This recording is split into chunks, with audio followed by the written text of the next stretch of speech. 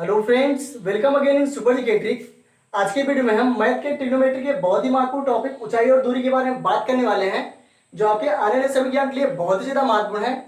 इससे लगभग सभी एग्जाम में एक न एक क्वेश्चन पूछे ही जाते हैं। तो चलिए वीडियो को शुरू करते हैं। सबसे पहले आप इसमें देख लीजिए, मान लीजिए कोई समकोण त्रिभुज है। समकोण त्रिभुज में हमेशा एक एंगल 90 डिग्री होगा आपका समकोण। यहाँ से मान लीजिए कोई एंगल थीटा है। अब इसको मान लीजिए ए बी सी, यह एक ट्रायंगल है। अब इसमें हमको जानना है कौन सी भुजा लंब है, कौन सी भुजा कर्ण है, कौन सी भुजा आधार है। तो इसके लिए आपको एक चीज हमेशा याद रखनी है, जो भी भुजा कोण से लगी होगी वो हमेशा आधार होती है, जिसे हम लोग इंग्लिश में कहते हैं बेस। ये आपका बेस है। अब कोण के सामने की भुजा हमेशा लंब होती है, तो ये भी आपको ध्यान रखना है, लंब जिसे हम परपेंडिकुलर कहते हैं।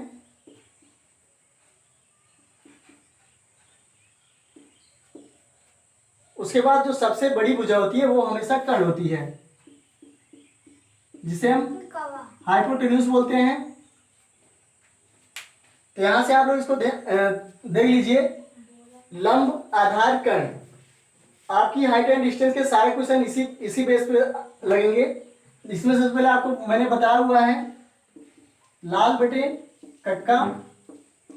इसमें आपको एक चीज ध्यान रखना है, ये होता है लंब, ये होता है आधार, ये होता है लंब, ये कर्ण, ये भी कर्ण और ये आधार। इसका मतलब है ये होता है पी बी पी अपान एच एच बी।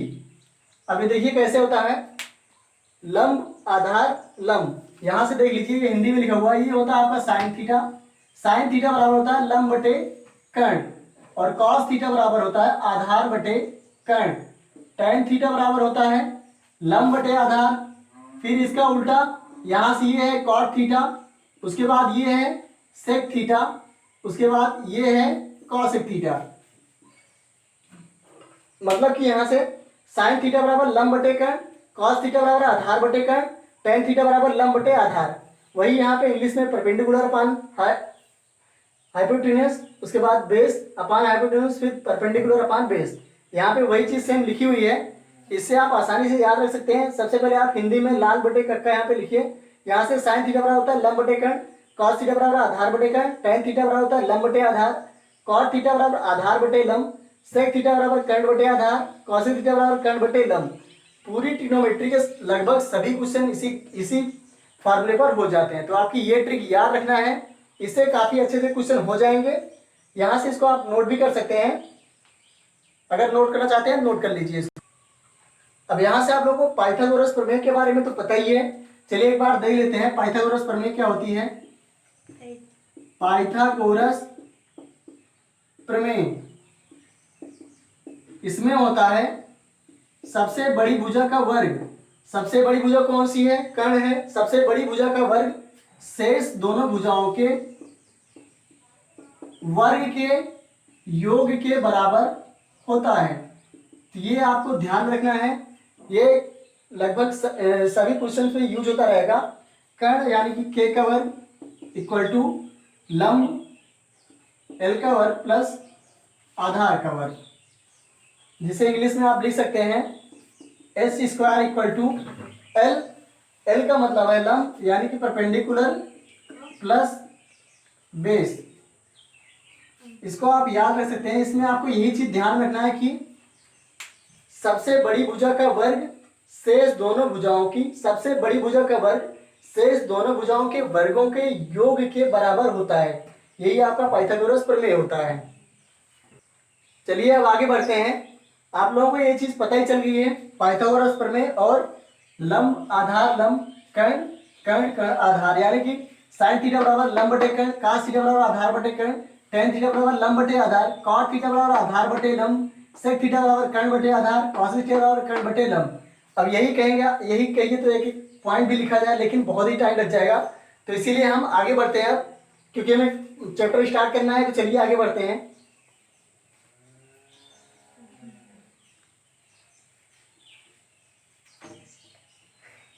अब हम देखने वाले हैं हाइट एंड डिस्टेंस के बारे में, जिसमें हम जानेंगे कैसे हम लोग क्वेश्चन को सॉल्व करेंगे। तो हाइट एंड डिस्टेंस में सबसे पहले आपको एक चीज ध्यान में रखना है, मान लीजिए ये कोई क्षैतिज रेखा है, यानी कि हॉरिजॉन्टल लाइन है, क्षैतिज रेखा, हॉरिजॉन्टल लाइन। अब यहां से मान लीजिए यहाँ पे आप खड़े हैं, यहाँ पे कोई मनुष्य है, यहाँ से कोई वस्तु देखता है, ये यहाँ पे मान लीजिए यहाँ पे कोई ऑब्जेक्ट है, वस्तु है, तो यहाँ से देखिए, यहाँ से इस वस्तु को देखने में, यहाँ से इस वस्तु को देखने में जो एंगल बनता है, ये जो एंगल बनता है थीटा, यही होता है उन्नयन कोण। उन्नयन कोण यानी, अब हम बात करेंगे अनुमान कोण के बारे में। देख लीजिए, मान लीजिए कोई रेखा है, क्षैतिज रेखा है, यहां से मान लीजिए आपका सन है, ये मान लीजिए यहाँ पे आप खड़े हैं, यहां से जब आप इस वस्तु को देखेंगे तो यही होता है अनुमान कोण। ये आपकी हॉरिजॉन्टल लाइन यानी कि क्षैतिज रेखा होती है। तो इसमें यही आपको ध्यान रखना है, उन्नयन कोण, और ये होता है अनुमान कोण। इसे एंगल एलिवेशन है ये, और ये है एंगल ऑफ डिस्प्लेसन। तो इसको नोट करना चाहिए, नोट कर लीजिए। चलिए इसी पे बेस क्वेश्चन करेंगे हम लोग। पहला क्वेश्चन देख लीजिए, एक खंभे की ऊंचाई क्या होगी जिसके आधार से 60 मीटर की दूरी से देखने पर उसकी चोटी से उन्नयन कोण 30 डिग्री बनता है। एक खंभे की ऊंचाई क्या होगी? सबसे पहले मान लीजिए कोई पिलर है आपका, यानी खंभा है ये, जिस उसके आधार से 60 मीटर, ये 60 मीटर की दूरी है।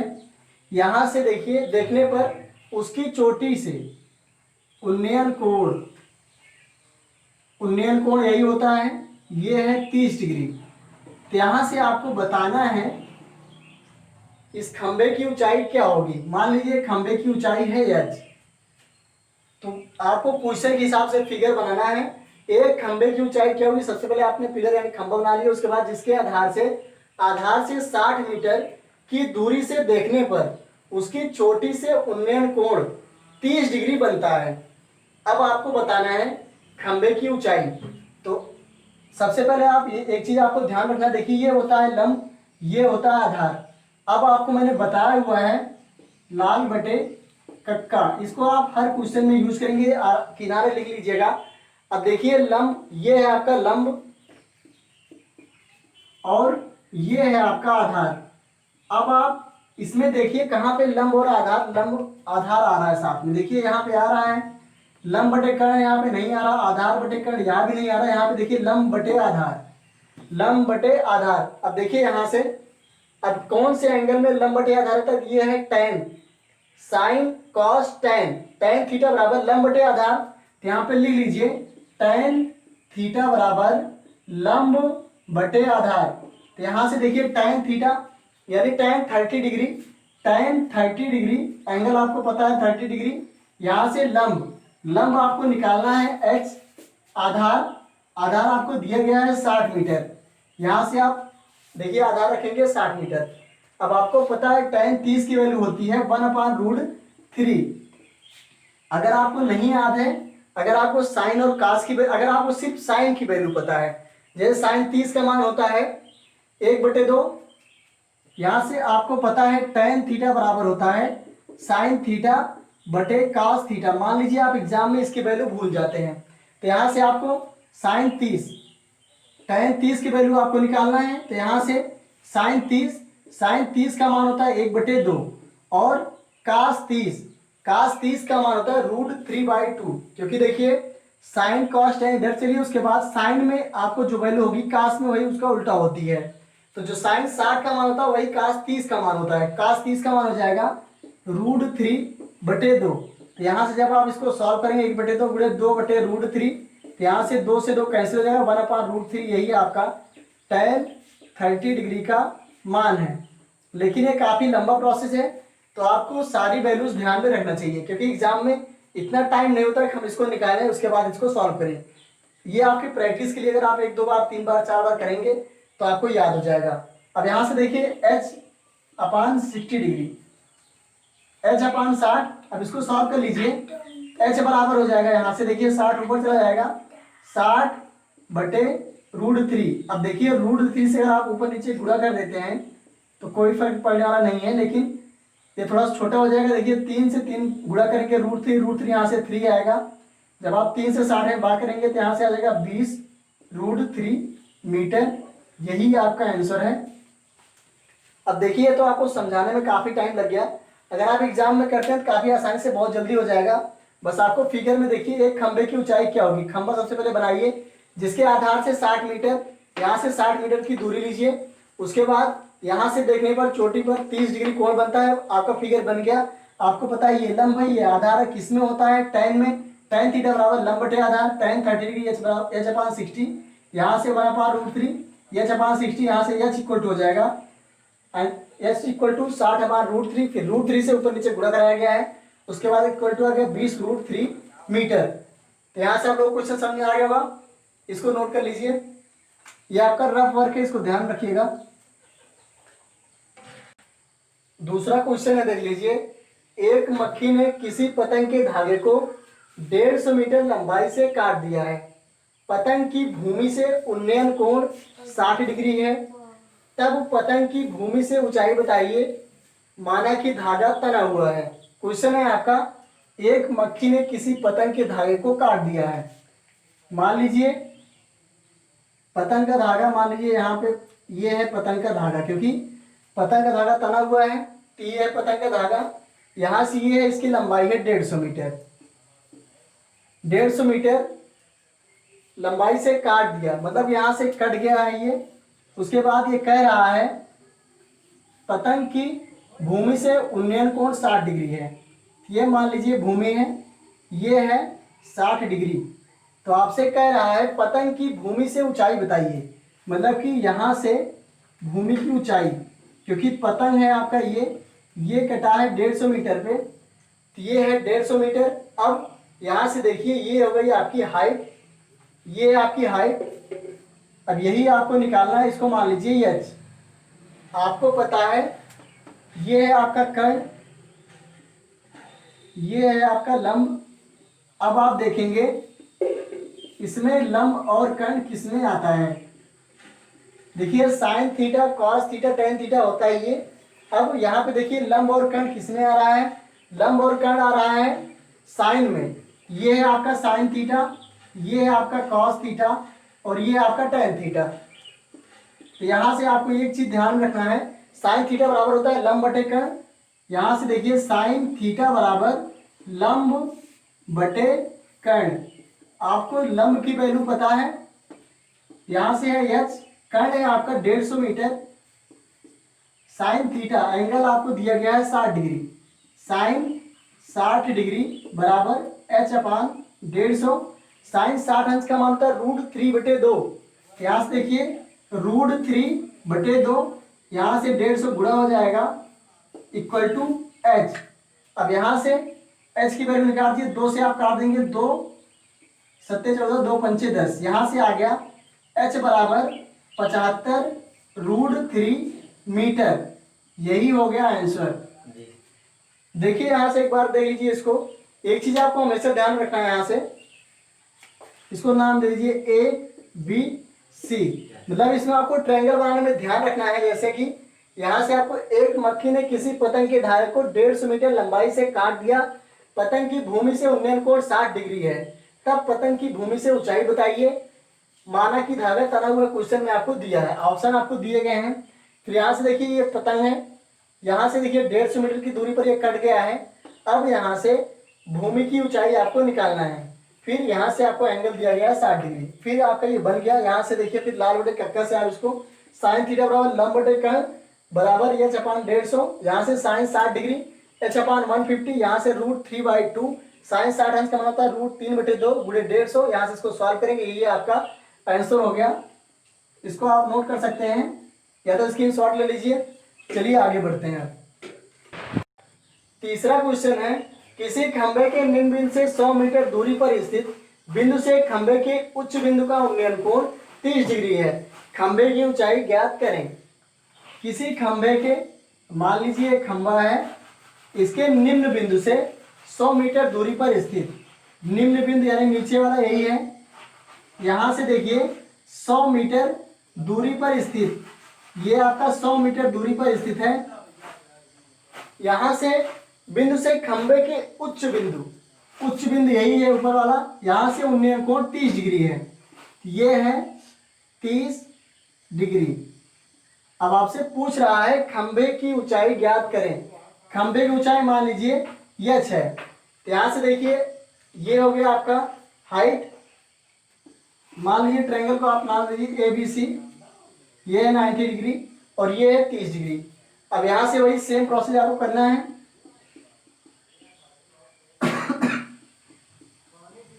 सबसे पहले यहां से आप देख लीजिए आपको क्या क्या दिया गया है। ये होता है लंब, ये है आधार। तो यहां से जाएगा लंब बटे आधार यानी कि tan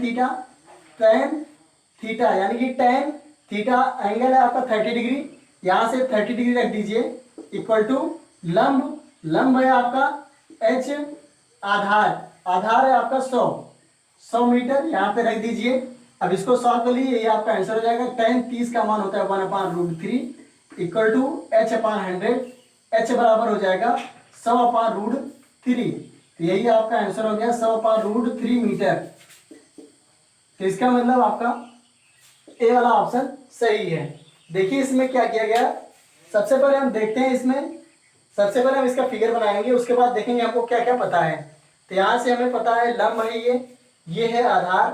अब हम चेक करेंगे कि साइन कॉस tan में किसकी वैल्यू होती है, लंब और आधार की। तो यहाँ देखिए tan थीटा बराबर होता है लंब बटे आधार। तो यहाँ से आप इसकी वैल्यू पुट करेंगे tan 30 डिग्री बराबर h/100। यहाँ से tan 30 का मतलब 1/√3 इक्वल टू h/100। यहाँ से h इक्वल टू जाएगा 100/√3 मीटर।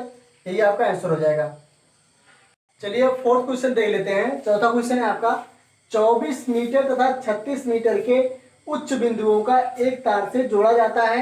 यदि तार क्षैतिज से 60 डिग्री कोण बनाता है तब तार की लंबाई ज्ञात करें। क्वेश्चन आप लोग देख लीजिए एक बार। 24 मीटर तथा 36 मीटर, मान लीजिए ये है 24 मीटर और ये है 36 मीटर।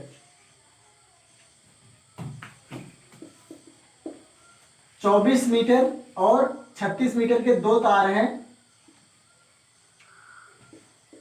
24 मीटर और ये है 36 मीटर। इसकी पूरी लंबाई है 36 मीटर और इसकी पूरी लंबाई है 24 मीटर। अब आपसे कह रहा है 36 मीटर के उच्च बिंदुओं को एक तार से जोड़ा जाता है। इनको एक तार से जोड़ा गया है। देखिए यहाँ पर इसको मिलाइए, ये एक तार है, एक तार से जोड़ा जाता है। यदि तार क्षैतिज से 60 डिग्री कोण बनाता है, क्षैतिज से ये 60 डिग्री कोण बना रहा है, मतलब इसको आप मिला दीजिए, ये क्षैतिज है तो यहां से ये 60 डिग्री कोण बना रहा है। तब तार की लंबाई ज्ञात करें। यहां से तार की लंबाई आपको निकालना है। ये पता है आपको, यहां से देखिए 24 मीटर है, ये है तो ये भी 24 मीटर ही होगा। यहाँ तक की डिस्टेंस 24 मीटर होगी। तो जो बची हुई दूरी है वही यहाँ तक की दूरी होगी। ये होगा, देखिए 36 में जब आप 24 घटाएंगे तो ये होगा 12 मीटर। तो यहाँ पर आप रख दीजिए इसको 12 मीटर। तो ये है 12 मीटर, यहाँ से यहाँ तक की दूरी 12 मीटर और ये 24 मीटर।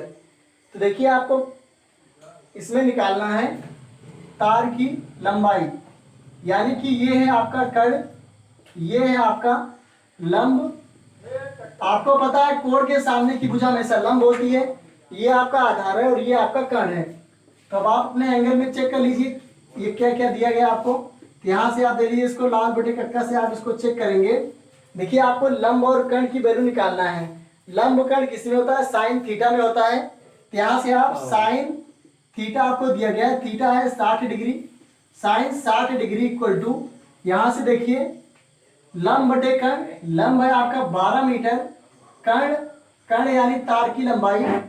यहाँ से देखिए तार की लंबाई यहाँ से आपको निकालना है। यहाँ से ये इधर आएगा, देखिए तार की लंबाई बराबर हो जाएगा साइन 60 अंश का मान होता है रूट। देखिए यहाँ से पहले 12 साइन 60 अंश का मान होता है √3/2। तो यहाँ नीचे आएगा ये, यहाँ से √3/2, यहाँ से हो जाएगा, इसको ऊपर ले दीजिए। 12 × 2/√3। देखिए इसको हम छोटा कर सकते हैं क्योंकि √3 यानी 3 12 में कटेगा। इसका मतलब यहाँ पे हम इसको कहते हैं सरलीकरण। यहाँ से देखिए √3 से ऊपर नीचे गुणा कर दिया गया, जिससे कोई फर्क नहीं पड़ेगा। तो यहाँ से अब इसको सॉल्व कर लीजिए।